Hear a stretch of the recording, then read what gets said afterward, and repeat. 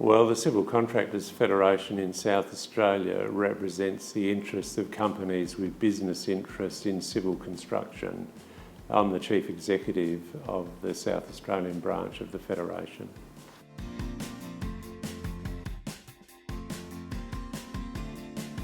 We are concerned that South Australia is not growing. It's not growing economically, and it's certainly not growing in terms of population, so we're not seeing the demand for housing that we've seen in the past and the demand for all of those other consumer goods. There's a fundamental issue here for government to make South Australia more attractive. So why are we not getting our share in any event?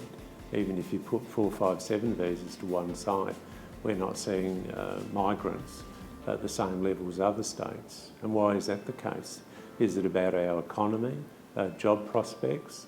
What is it? I mean, we call on the South Australian government. They need to differentiate South Australia from the other states to make it more attractive for foreign investment, for investment from other states, for people to come and live here. You know, what do they need to do? They need to get out there and start asking people, what would it take to get you to live in South Australia?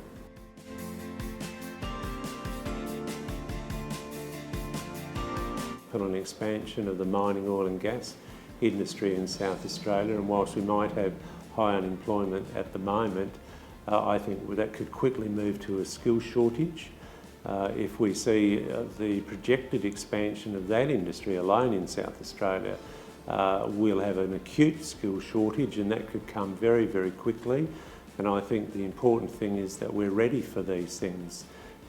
Government should be doing longer term projections. It's not just about today or tomorrow, it's about the longer term, taking a longer term view in South Australia.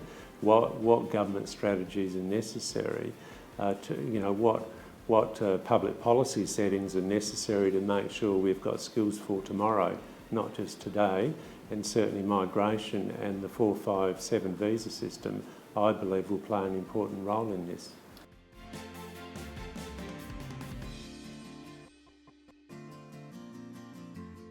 I think a flexible regional visa system is very, very important, and that's entirely consistent with our view that the social and economic success of South Australia lies in the regions.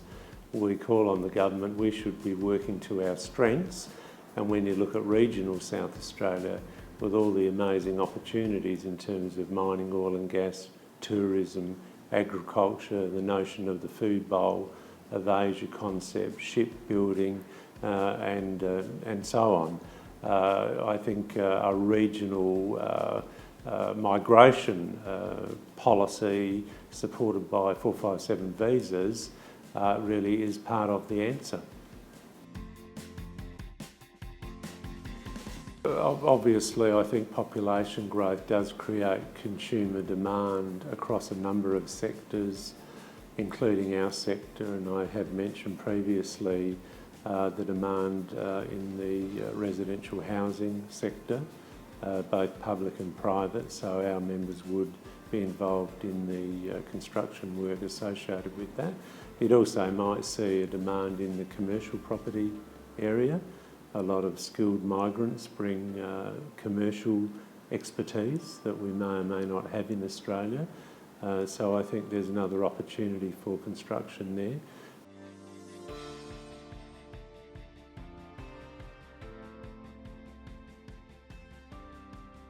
Well, I think a more focused education campaign about the merits of migration and how it does create the economic multiplier effect. I mean, for our industry, who is often focuses on building the infrastructure to support housing subdivisional projects.